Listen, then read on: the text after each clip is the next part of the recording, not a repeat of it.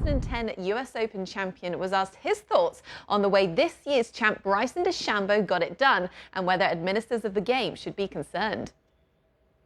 With regards what this means for the game of golf, I don't know. I mean, I don't think we have an equipment problem. I don't think we have a golf ball problem. I think we're in an era where guys are getting stronger and better and working out how to take advantage of the abilities that this equipment and the technology and the sort of capabilities of the human body, and to be able to drive it like a long drive guy, but be able to compete and play golf at the highest level in the PGA Tour. So, I mean, listen, hats off, and I don't think we've a problem with sport, and I hope there's not an overreaction to this. Can I just pick up off the back of that question on Bryson DeChambeau?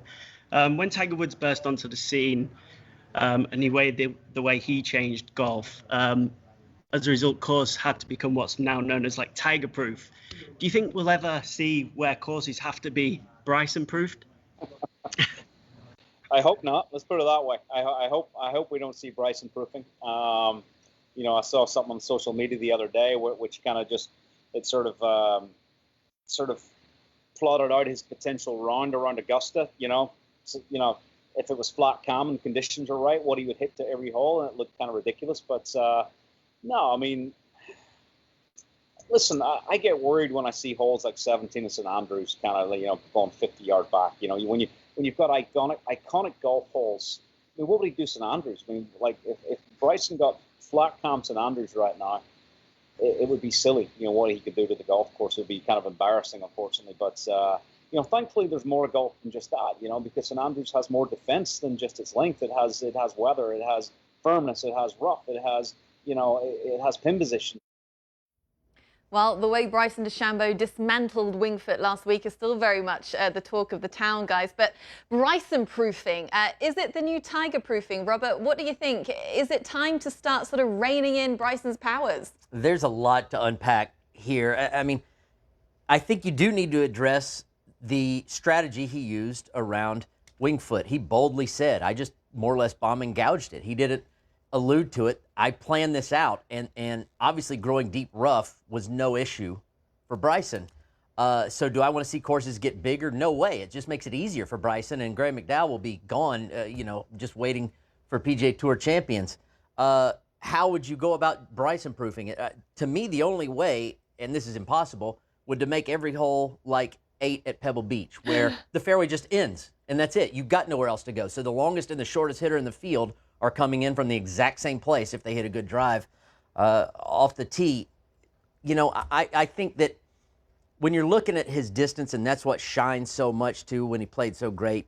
Also, don't forget that last season he was first in putting from inside of 10 feet and fourth in sand save. So to Bryson-proof it, you're going to have to put crocodiles in the bunkers or something too, or where, and I think that's the point, is that at this point, really, Winged Foot was supposed to be Bryson-proof.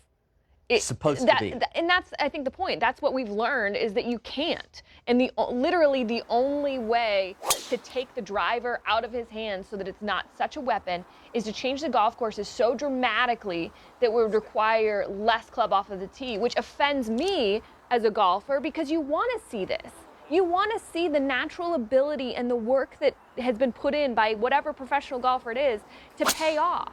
And the idea that you would change golf courses to the point where you would not be able to hit driver because it's so significantly confined, that changes the game too. You should be able to hit all 14 clubs in your bag, including driver. So I thought Winged Foot was trying to Bryson-proof the game, and we've learned, of course, that is not the case. Bryson deserves credit for putting a 4-degree driver in his bag, for getting his body and his swing speed to a point where he could do what he did at Winged Foot, which, as Paige said, no one thought that he could do that at Winged Foot. Mm-hmm. So you're not going to Bryson-proof the golf course in the way you're not going to Tiger-proof. Lengthening the golf course will only help Bryson. Thicker rough will only help Bryson because he's stronger. I don't think that Dustin Johnson and JT and Rory are ready to just give the game of golf to Bryson and say, hey, we're done. I still expect to see a lot of competition at the top. I expect to see Xander Schauffele there. Martin Kaymer won a U.S. Open by 8 shots in 2014, and there was zero talk about Kaymer-proofing a golf course. Premature to go down this route. at this point. And it feels sort of counterintuitive, but bear with me here. You know, we talk the whole time about lengthening courses to kind of Bryson-proof and take away the advantage of the long hitters. But what about the shorter courses? I mean, we've heard Bryson previously say how Harbour Town is a shorter course and it just didn't suit him. So even if you shorten kind of current existing courses now, it brings the shorter hitters further up the fairways. They can then use scoring clubs, removes the long irons, and maybe sort of brings the field on more of a level playing field if the courses are generally shorter, Robert. Anna, you're tiptoeing around a good idea. Well done. I think you're exactly right. You have to make the course playable for all styles of golf, not just his style. Making the golf course longer makes it a little harder for him and a lot harder for somebody that's much shorter. So that is really the only way to, if you wanted to Bryson-proof or distance-proof a golf course. And the real problem is, I mean, frankly, it doesn't matter to us how far Bryson hits it. He's a great winner, great champion. It's the effects it has on the environment, the work, the resources that it takes to actually add the land to build bigger, longer golf courses, and it's unsustainable. So that's why it has to be addressed. Not so much because of Bryson, but because of the golf courses and what we're doing to the property. Well, if everybody teed off the right tees, that would not be a problem. That anyway. would help a lot.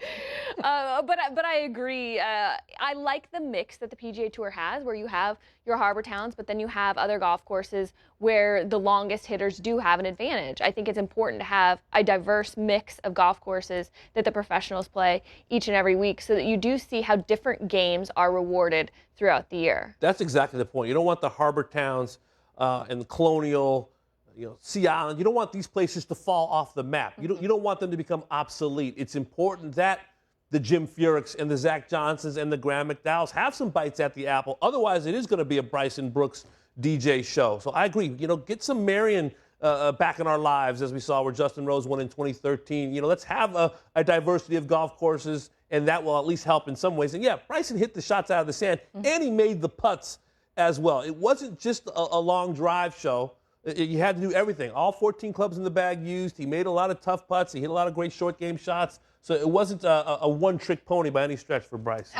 It's definitely a conversation worth having. Of course, Bryson DeChambeau is the hottest player on the planet right now. But until he starts pulling a tiger and winning 7 consecutive events on the PGA Tour, then I'm not sure if Bryson-proofing is quite necessary just yet. But it is where the game is going, that's for sure.